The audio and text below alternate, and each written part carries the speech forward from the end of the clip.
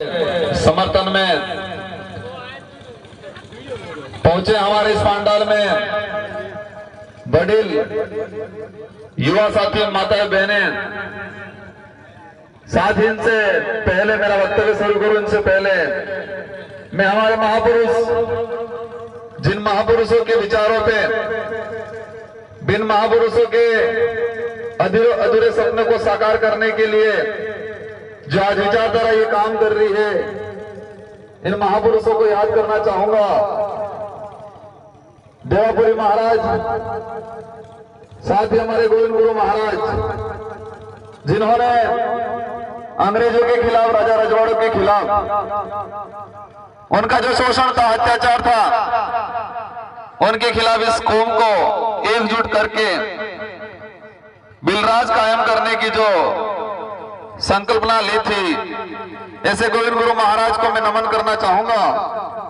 साथ ही वही शख्स थे रॉबिन हुड टाटा मामा, वो रॉबिन हुड टाटा मामा जो अंग्रेजी शासन व्यवस्था, राजा रजवाड़ी शासन व्यवस्था में जो ऐसे शोषणकारी लोग, जिन्होंने आम गरीब जनता को प्रताड़ित करके उनको चूस के जो पैसा इकट्ठा किया था, वो धन जो भूखमरी के दौरान जो व्यक्ति भूख से मर रहा था, उनको बांटने का काम किया था, ऐसे टाटा मामा को मैं नमन करना चाहूंगा। भगवान बिरसा मुंडा, जिन्होंने 25 साल की उम्र में अपने इस देश के लिए, समाज के लिए अंग्रेजों से लोहा लिया और अंग्रेजों को नाक में दम कर दिया था, ऐसे महापुरुष भगवान बिरसा मुंडा को नमन करना चाहूंगा। डॉक्टर भीमराव अम्बेडकर जी, जिन्होंने संविधान निर्माण किया और जिनकी वजह से हमें शेड्यूल 5 संवैधानिक अधिकार और जो हमें मौलिक अधिकार, हमें जो मत का अधिकार मिला है, भीमराव अम्बेडकर जी को नमन करना चाहूंगा। मैं आप सबको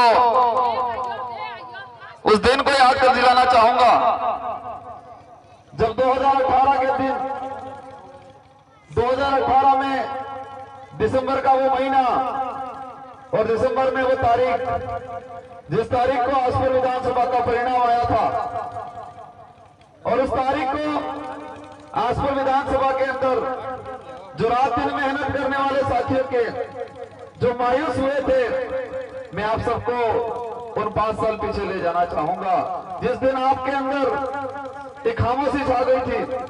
आप दुखी हुए थे कि हम आसपुर सीट हार गए, लेकिन वही खामोशी और वही 5 साल का संघर्ष आज दिख रहा है और इस बार लग रहा है कि आसपुर विधानसभा फतह हासिल होगी।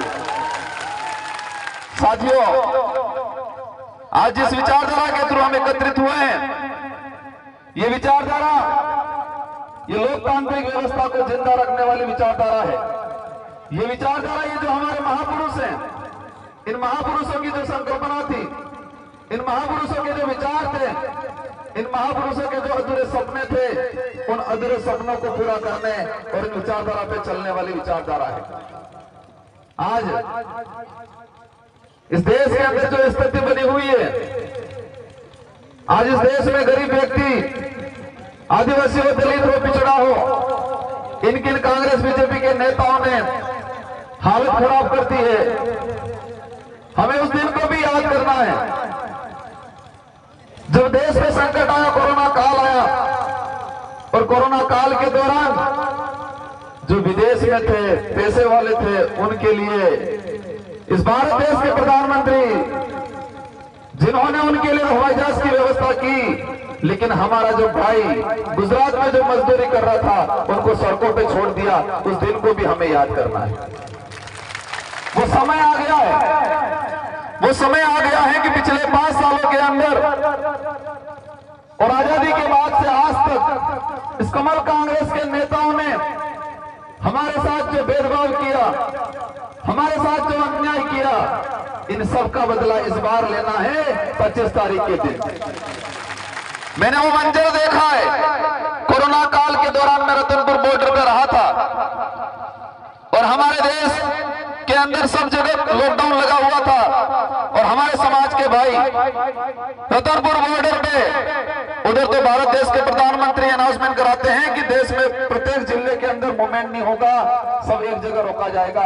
और हमारे भाइयों को गुजरात से निकाला था, वहां की पुलिस इधर ठोक रही थी, इधर की पुलिस उधर ठोक रही थी, और हमारे लोग रतनपुर बॉर्डर पे और आसपास के जंगलों में भटक रहे थे। वो समय आ गया है, वो बदला लेना है उन भाजपा के नेताओं से और राजस्थान की जो कांग्रेस की सरकार थी, जिन्होंने हमारे मजदूरों को सड़कों पे छोड़ा था। उस दौरान स्थिति ये बनी थी कि हमारे लोग 200-300 किलोमीटर तक चलने को मजबूर थे। अपने बीवी बच्चों को लेके इन सड़कों पे भटक रहे थे। जो नेता कहते हैं इस देश को विकासशील बनाया, विकसित बनाया, दिख गया वो देश। इस देश की हालत क्या है, इस देश को खोखला कर दिया है। कोरोना काल में आपने देखा होगा, जो नेता इस देश के विकास की बात करते हैं, जो पार्टियां कांग्रेस बीजेपी इस देश को उन्नति में ले जाने की बात करती है, इन्हीं नेताओं और इन्हीं पार्टियों ने देश को खोखला कर दिया। और कोरोना काल में हॉस्पिटल में हमारे लोगों की जगह नहीं मिल रही थी। वो समय याद करना है, एक गैस सिलेंडर के लिए एक गैस सिलेंडर नहीं मिल पाया, एक इंजेक्शन नहीं मिल पाया, ऐसे ऐसे कई अनेक भाई हमारे मर गए एक ऑक्सीजन नहीं मिलने की वजह से।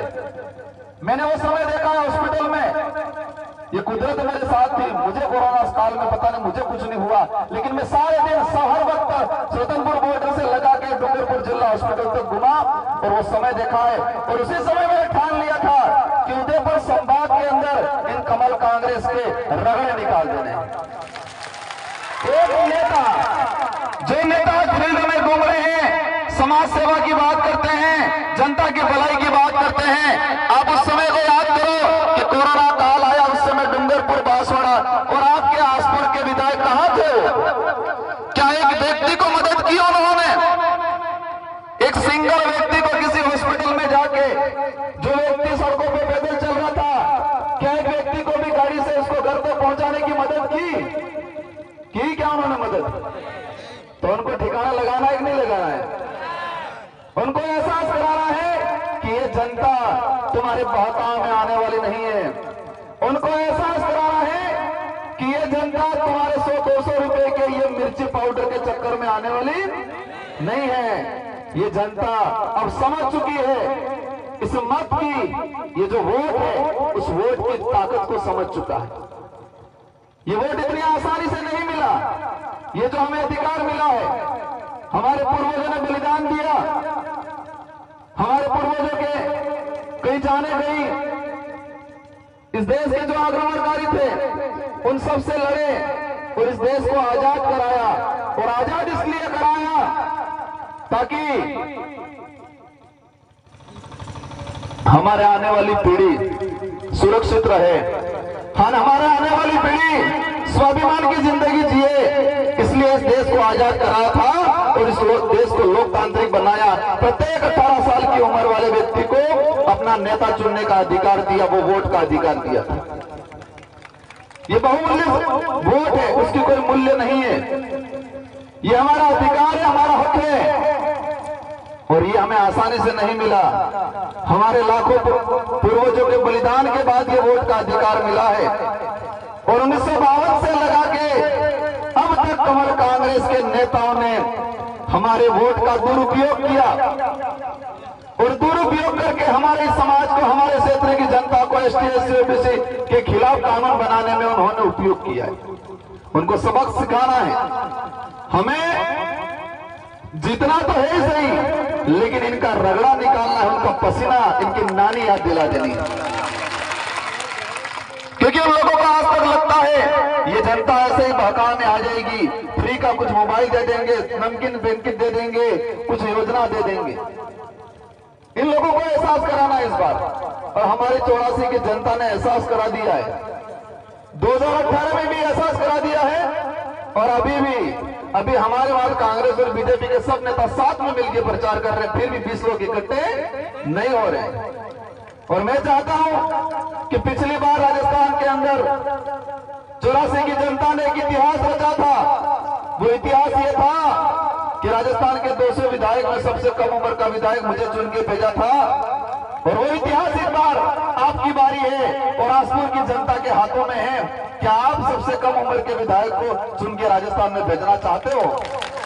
क्योंकि उमेश भाई मेरे से छोटा है और मुझे पता है कि राजस्थान में जो लड़ रहे हैं, जो चुनाव लड़ रहे हैं, इनमें से कुछ ही साथी जो सबसे कम उम्र के हैं। और मुझे उम्मीद है आप सबसे कि इस बार वो इतिहास आसपुर की जनता रचेगी। इसलिए साथियों, बातें बहुत सारी हैं। मैंने 2 से 3 विधानसभा का कार्यक्रम है, हम सब एकत्रित हो गए, हमने मेरी बात बता दी, आपने आप सबने खुशियां मना ली, इससे जमेगा नहीं।